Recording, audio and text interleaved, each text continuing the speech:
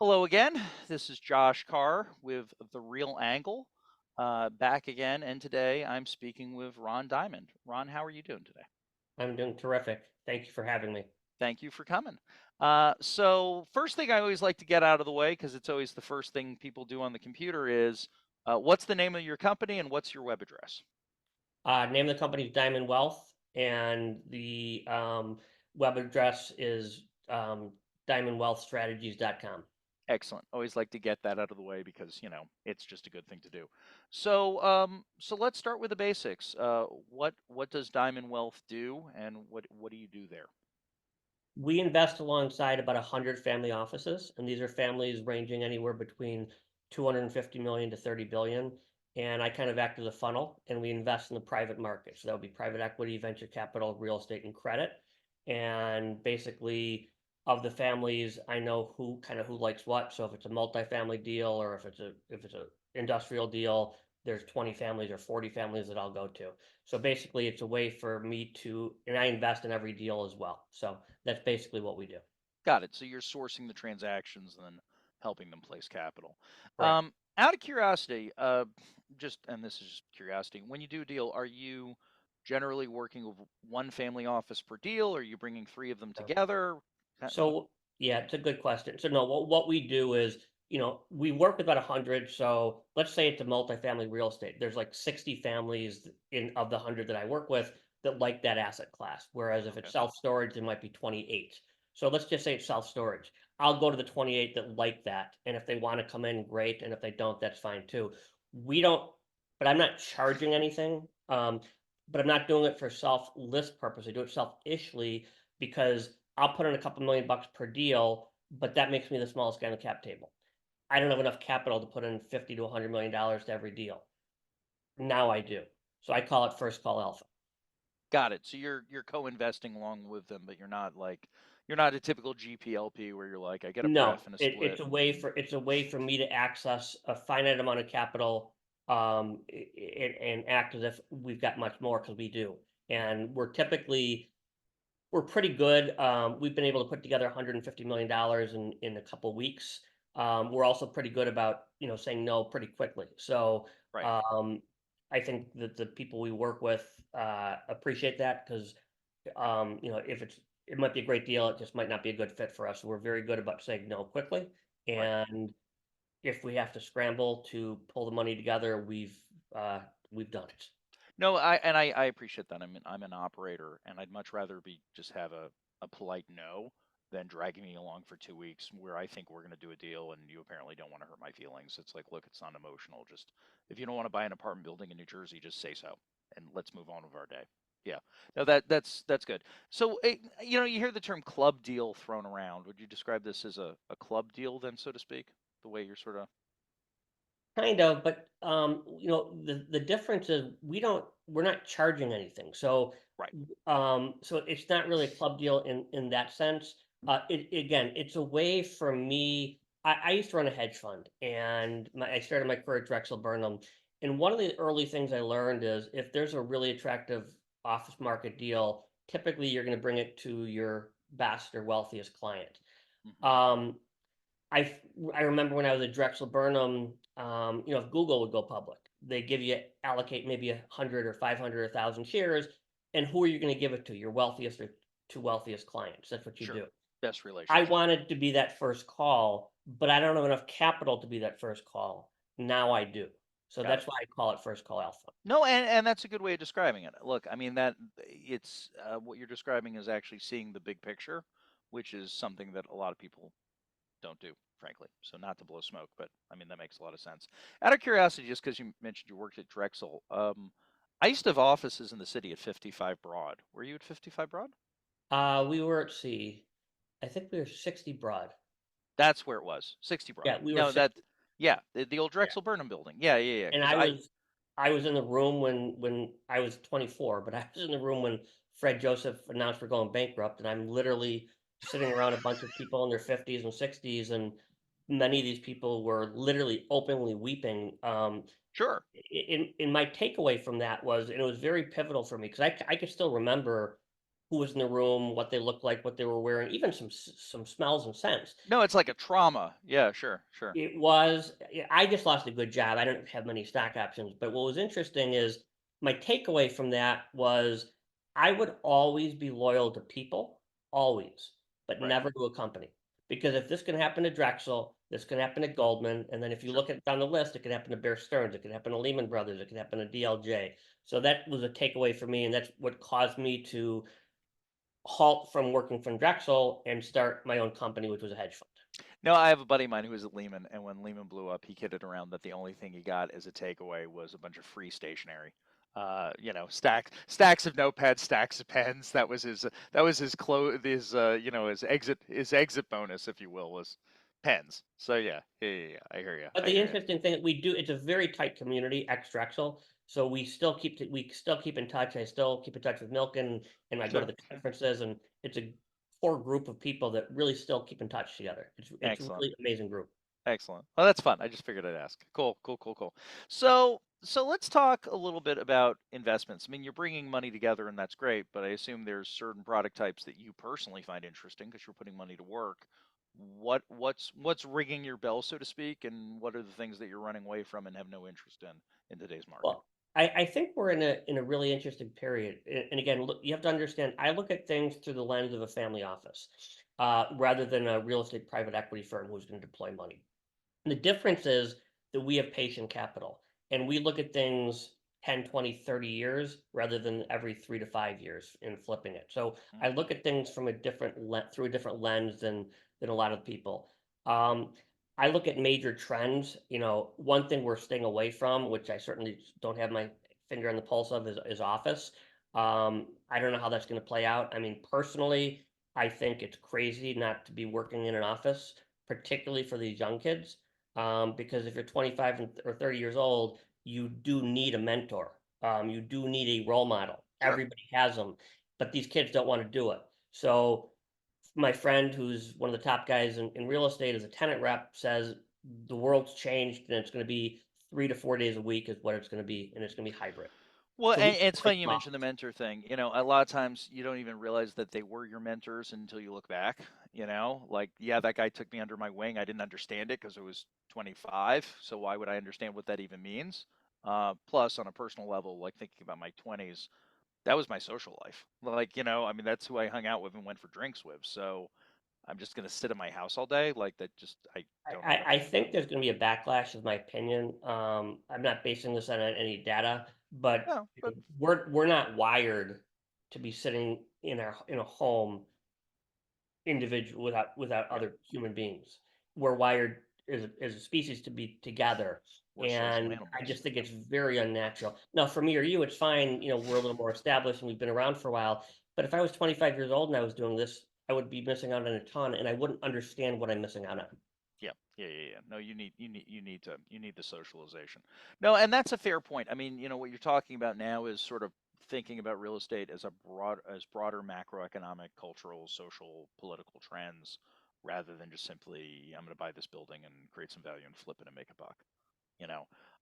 Which is sort of gets to your point about family offices, their time horizons, which are basically generational. I mean, they're thinking about family, which is a very different mindset than PE. Um, so let's talk a little bit about what a family office even means, because I mean, a buddy of mine said to me once years ago that if you've met one family office, you've met one family office. Like they're all Right. different. So um, when I say family office, what do you hear? What do you think of? What's your experiences with these groups? I gave a keynote at Stanford about 5 years ago, and I had $5 billion families that I was talking with, Sure. and I said to each one of them, "What is a family office, and why did you create yours?" And Okay. I had five completely different answers. There's no and nobody was wrong or nobody was right. That's just kind of where we are.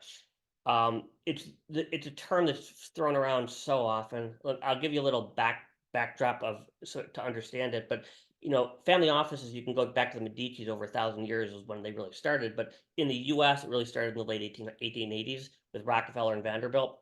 Hmm. But the way that we hear the word term family office, it really started around 2000. So 68% of family offices that exist today started since 2000. and half of those started since the crash. So this is a very new phenomenon. Having said that, the model doesn't work. Only 25% of family offices make it to the second generation, 10 make it to the third, and 5 make it to the fourth. It's a Wow. very inefficient, it's a very fragmented, and it's a very siloed market. Huh. So Did why is not realize everybody that. so bullish on this? The reason is there's currently $10 trillion in capital in family offices. And just to kind of compare that, there's roughly 6.5 trillion globally in the entire hedge fund universe throughout the whole world, Mm, right? mm, Family office of 10 trillion. But even more important than that, we're about to experience the largest transfer of wealth in history. There is $84.4 trillion that's being moved from the baby boomers to the next gen in the next 20 years. So this is the largest transfer of wealth in history. So this family office market, which is fragmented, siloed, and inefficient, is going to get bigger and bigger. And what I see happening is the families that have the infrastructure, that get it and run it like a business, which is maybe 10% of it, right. they have a better model than the private equity or venture capital or real estate private equity firms because they have patient capital. They don't have to flip companies every 3 to 5 years or flip a building every 3 to 5 years. Um, the problem is right now it's the minority. I think how it's going to play out is over the next 5 to 10 years, you're going to see more and more families become more sophisticated, Mm, less siloed, less fragmented, and work together. And right now, like I said, and I speak all over the world about this, we're only in the second or third inning in the evolution of family offices. mm, This is going to fundamentally change as private equity and venture capital disrupted the public markets in the mid 80s. Family offices are going to disrupt private equity and venture capital. It's just too early right now. right. And so when you talk about, the fact that they fail to often go from one generation to another and a lack of sophistication and running it like a business, that gets back to setting with the infrastructure. It's basically the social infrastructure, if you will, that it actually runs like a business and it's just not like it's me and my cousin, So you know. you have somebody has a liquidity event and they sell their company $500 million. What's Sure. the first thing they do typically? They find really attractive deals in real estate or private equity or venture capital. Yeah. Put the money What's to the work. first thing they should do before they make one investment? They should talk to an estate planning attorney because that's sort of like the foundation of a house. And a lot of the reasons that these families don't make it past generations, they're not focused on the structure and the Mm, governance mm-hmm. and the that's the important part of it because without that everything else falls apart. And the other thing is, working with an estate planning attorney, when you have that kind of capital, you can really create what I call tax alpha. Um, the your family your estate planning attorney that the family office is working with is more important than any money manager that they're working with because Right. they look at things through the lens of generational and tax efficiency, et cetera. So the problem is that they have a liquidity event. I'll give a perfect example, and I always pick on them, but Taiwan, you sell Beanie Babies. Right. Ty Warner Right. was a visionary. I could not do what he did, but it doesn't mean he knows how to buy hotels, and we saw that, right? So, Sure. that's just a microcosm of the industry. So you've got huge amounts of capital in very inefficient hands. Interesting. Interesting.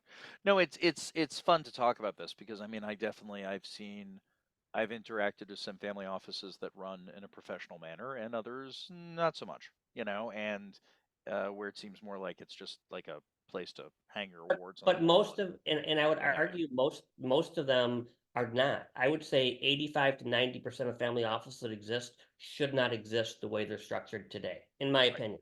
And Right. again, I make no judgment. No, it makes sense. I mean, you could just give your money to professional money managers and just not be running it. I mean, the But guys that go, the biggest advantage they have is their patient capital. But in order to do that, in order to invest patiently, they need to have an infrastructure. And right, most family offices don't have the infrastructure set up. So you look at like one extreme is the Pritzker. So I'm friend with Paul Carbone, who runs the family office for Tony and JB Pritzker. They've institutionalized this. They've got a team of 50 people in every deal they look at. And they can compete directly with Carlyle and Blackstone. And it's actually a better model because they're not constrained to a 3 or 5 year time frame. They've got the right. patient capital. They can do 3 to 5, but they could also do 10. They're flexible. They're flexible. They do what makes the most sense Right. for the investment, not Right. necessarily for the GPs. And that's a fundamental difference. And I think that the family office strategy in general, it's much the interests are much more aligned. Yeah, Um, no, and I hear you. I've got an old buddy of mine from grad school who runs a very successful hotel business, a family business. That he's like third generation. And asked him once, had they ever considered launching a fund? And he said to me, in a loving but snarky way, "So what you're telling me is once I've created all of this value, I should sell it, take the tax hit, distribute all the money, and then raise all the money all over again from those same people." And I thought that was a good way of putting it. If you've well, got an asset and if that you think about it, performs, what happens is, and I just did a podcast on this fairly recently. If you think about it, these private equity firms, a private equity firm will buy a company from a family, and they'll mhm, hold it for 3 to 4 years, and they'll yep, sell it because that's how the GPs are that's the compensated. timing. Yep, And they'll hold it for 4 to 5 years and sell it to another private equity firm. So over a 20-year period, you could see this one company change hands 4 to 5 times. And if you compare that to a family office that's going to buy it, hold it, not have the friction, not have the transaction costs, not have the taxes, it's an yep, exponentially better model. yep. No, because and also, you have a team of people at that company. I mean, employees want longevity, they want stability, it's all the reasons you want to build a business. And So, the other thing I would add also is that family offices typically are operators. I think it's very hard to create alpha. I could financially engineer any company, but that's myopic. I think to really create alpha, you need to operate. You can't do it by financial engineering. And if you look at a lot of these big firms, a lot of these guys are finance guys, and there's nothing wrong with finance guys. It's just mhm. that to create alpha, you need to operate. No, I that you're speaking my language. I mean, I come from the real estate side of the world, and it's something you have to physically drive to and see and interact with other human beings and talk to people, rather than just muck around on Excel. So yeah, no, I get you. I get you. So one question I always like to ask, because surprises are always fun, and secret sauce is always an interesting thing. So I mean, you look at a lot of deals. You have competitors who also look at a lot of deals. What are the deals that you're seeing out there and the investments out there that work for you? I mean, we've talked about the timeline issue, which I think is substantial, but like what makes an investment for you personally make sense that may not make sense for other people? I guess is the best way of putting it. Well, I think we're at an incredible period for investment for family offices who have patient capital because I think that as rates, what happened was post crash, pre COVID, I don't care what asset class you invested in, real estate including, it went up. Private equity, venture capital, real estate credit, Sure. Bitcoin, the stock market, everything went up. Everything, And yeah. when interest rates are zero, it's easy to look smart. So what happened was a lot of these family offices started to do direct deals. They're like, why do I need a guy like you, Joshua? Because I have to pay you 220, I could do it myself and pay no fees. And Just by that building. worked Sure. until it didn't. And Yeah. as interest rates came up, so I think the opportunity is going to be huge. We're sitting on a tremendous amount of dry powder. I think over the next 6 to 18 months, you're going to see a huge amount of family offices who did these direct deals or who did invest in real estate. They're not going to be able to refinance these deals. And you're going to be able to get these rock bottom prices, the family offices. So right now, I think that the family office, the arbitrage is taking advantage for the family offices of other family offices who got into real estate without experts like you, felt they could do it themselves, and now are underwater. And I think Right. so I think you're going to see some big opportunities in multifamily. I think you're going to see big opportunities in several of the different asset classes in real estate. Yeah, you know what it feels similar to is, there are a lot of high yield lenders, bridge lenders out there, and the bridge lending business makes a lot of sense until you actually have to foreclose and take back the asset. And where I've seen bridge lenders get into trouble is you get four finance guys in a room. And then when one deal goes bad, they all go bad because they all tend to go bad at the same time. And then you got four finance guys looking at each other saying, okay, how do I actually build a hotel? Like I'm a finance guy. I'm not a contractor. Like, how do I do this? Um, and it's the same sort of thing. A lot of these people are going to find assets that are messed up in a core way.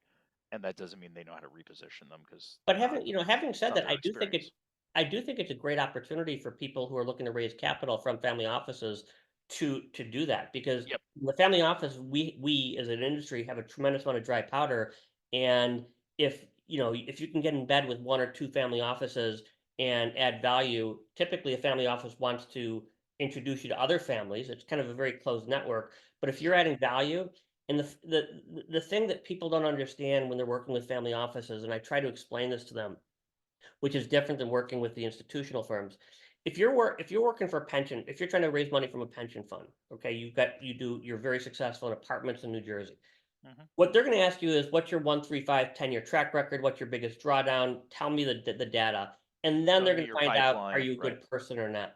Sure. That's flipped from family office. The first, second, third thing they want to know is, are you a good person? Can I Right. trust you? Yeah. And then they'll find out your track record. So this is a completely different. It's a relationship business. So Right. I think that's something that people really need to get their hands on. And they talk about how, I mean, it's obviously better if you've got better returns, Sure. but family offices, there's a lot of really smart people in the world, right? But integrity, I think that intelligence is a commodity, integrity is not. And I think that's what families are looking for. No, I think that's an excellent point. I mean, yeah, I mean, if I'm talking to someone at a large financial institution, I'm not speaking with Mr. Goldman Sachs. I'm speaking with an employee who works for Goldman Sachs, and obviously he wants to get compensated too. But I don't have a relationship with Goldman. I have a relationship with him who actually works at Goldman. If I'm dealing with a family office, the name on the door is the same as the man I'm dealing with.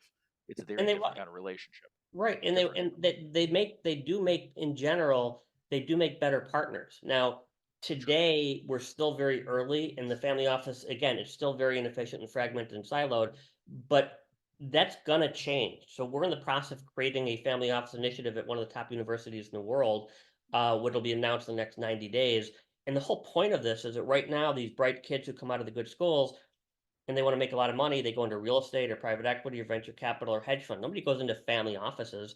They don't even know what a family office is. It sounds very staid and boring and conservative. That's what people think it is. Correct. But Yeah. my belief is that in 5 years, the top kids coming out of these top schools, their first choice is going to go to a family office. Interesting. Interesting. Well, when you launch whatever that initiative is, I'd love to know about it just because I mean I agree. So it's not I mean I've been trying to get more family office people on here. To be honest, the biggest challenge I've had, not that it's been a huge challenge, but the challenge is because as you're saying, family offices tend to be relatively a closed ecosystem. And so the way you get more family office people is from the family office guy you just talked to. And It's not as open as say, PE folk, if you but will. but it's incumbent upon us as the family offices to open up to say what we're looking for, because otherwise, how are the smart guys going to find the rich guys, and how are the rich guys going to find the smart guys? So if I've Right. got a family office and I want to be closed, I can do whatever I want. But if and let's say I'd like to invest in industrial real estate. Well, if people don't know that, they're not going to show me these industrial real estate Right. deals. I don't Yeah. know what to Yeah. invest in. There has to be some communication. You can't just sit on a pile of So a money and lot of it's on stare us. at it. Yeah, yeah, yeah. No, it's fair enough. So one question I always like to ask, recent deal you worked on, just to get the color of things. I mean, we've talked a lot theory, which is great.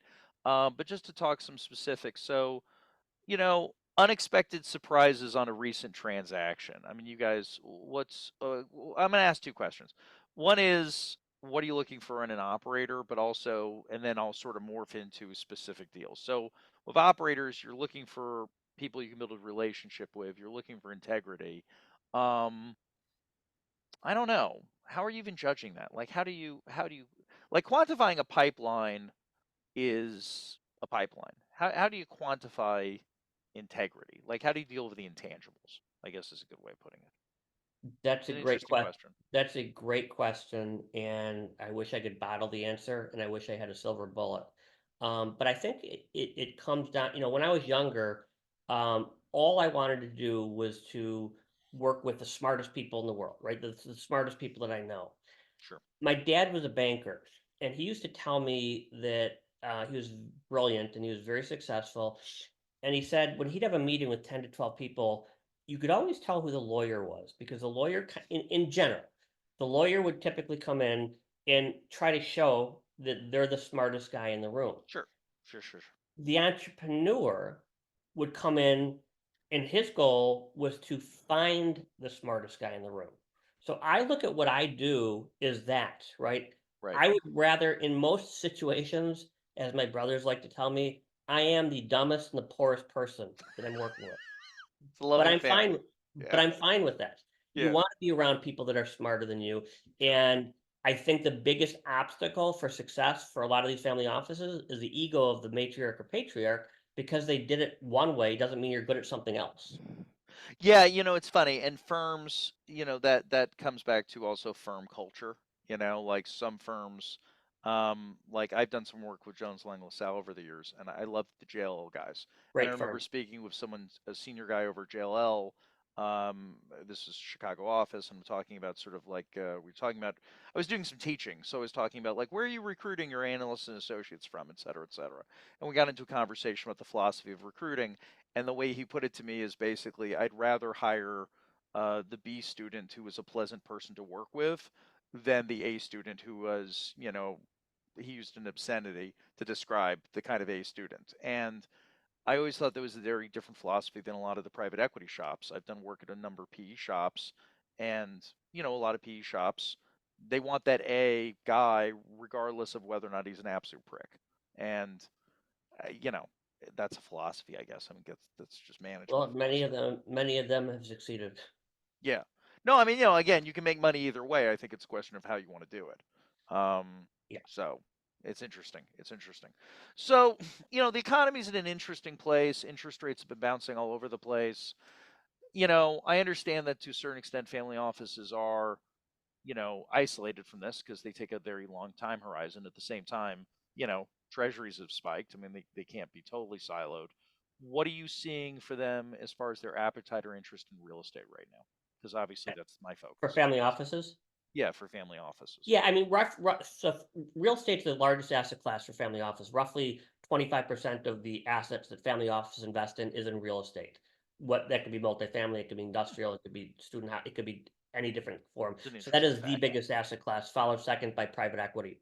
Okay. Um, so there's a huge appetite. I think in general, you're kind of seeing a lot of people sit on the sideline. I do think you're going to see some once in a generation opportunities over the next 6 to 18 months because I do think a lot of these people are just going to be caught. They're going to have to give banks don't want to own the property. They're going to have to give it back, and I think you're going to see a lot of bad. But from that, I think you're going to see tremendous opportunity because you had a whole bunch of people who got in way over their skis, and the So let me family offices right now have the patient capital. so let me ask this question because this is a debate I've been having with a colleague of mine. When does the ice thaw? Like, if you had to guess, is it 24? Is it 25? When do you think the ice thaws and this money comes in from the sidelines? So I'm not smart enough to give you a date I realize that. I on realize when that. that comes, but I can tell you it's 100% going to happen, whether it's 6 months, 12 months, 4 months, sort of like in that time frame. It Right. it can't not happen based on people who have to refi, right? So it will 100% happen. So in that period, so let's say 6 to 24 months, I Yep. think you're going to see some incredible opportunities to come in and buy real estate at ridiculously cheap prices, and that's what the family office are going to be able to do. So, and I, excellent point. So, just one or two more questions, just out of curiosity. So, for your firm, your strategy, if you will, like, what are your plans? Like, where do you want to grow your business in the next year, 3 years, 5 years? Like, I mean, I understand you're deploying all this money for these people, but like, what do you want to be working on? Well, it's not really a business per se because basically what I used to run a hedge fund and I sold it and I had a liquidity event and then basically so all I'm doing is taking the finite amount of capital I have, aggregating it and acting like as if I have more capital, which I do because other people invest in. So it's Right. not like a business per se. So basically it's a way for me to invest my personal capital and increase that. We don't charge fees or anything Right. like that. So what I believe is I think that I try, like I said, I try to surround myself with really smart people that I trust implicitly. And when you do that, almost always good things happen. It's very easy in 2014, 15, 16, 17, 18, 19, when everything goes up for everybody to slap Yeah. you on the back and talk about. But when things go bad, that's when you really need to know how are your partners, and that's when you find out people's character. Yeah. And I just want to make sure, and I've done a very good job of surrounding myself around people. They are smart, but I trust them implicitly. It's funny. I've taught at Columbia for like 15, 20 years, and every year there's like two or three students that I make a point of that I want to keep tabs on them, and because they're smart, they're the package. They're good people. They've got good people, got access. They're capable, the whole 9 yards, and they always end up in good places. It's fascinating where they end up. It's absolutely fascinating. Rarely where I thought they would be, but always very glad I stayed on top of it. It's So not it's you can be extremely successful and be a good person. They're not mutually exclusive. yeah, I know. Yeah, not every yeah, unfortunately I think a lot of people don't share that belief, but it's good to talk to someone who understands that. Well, cool. Well, look, I've gone through what I wanted to go through. I think the main point of this was, as I said, I wanted to talk a little bit more about like what family offices are and how they're structured. Um, any closing thoughts on family offices in general? Anything you want Just again, I think it's an industry that's going to fundamentally change how companies are financed in the next 5 to 10 years. So think how private equity and venture capital disrupted the public markets in the mid '80s. That's how transformative it's going to be with family offices. Who are they'll never replace private equity and venture capital, but it'll disrupt it. And what we as an industry need to do, we need to come together, understand compensation, understand governance, understand figure out ways to become more business like. Sure. And I remember I was interviewing Tony Pritzker, and he's like, Mhm. I would never use the term family office because people, when they say the word family office, it's sort of like whimsical and it's not sophisticated. And he Sure. would only use the term family capital. So I think you're going to see more and more people go to that direction, but it's going to be slow, but it's a fundamental change. And if you look at it, every major bank, law firm, and accounting firm, service provider, they're looking to get into the family offices because that's where the money is. Right. So it's a massive market and it's changing in real time. I think we're in the third inning. I think over the next 3, 5, 7 years, you're going to see massive changes in how people perceive and how people work with family Yeah, offices. the professionalization of them, the sophistication. No, it's interesting. Look, this has been fascinating, and as someone who has sometimes very negative beliefs on, I've definitely had some issues with the way a lot of private equity shops run their operations. So it's nice to talk about how there could be an alternative. So this is very valuable. Well, thanks again for your time, and for those of you who are listening, that was Ron Diamond at Diamond Wealth Strategies. And this has been Josh Carr at The Real Angle. Like and subscribe, as they like to say, and I'll see you again next week. Thanks again, Ron.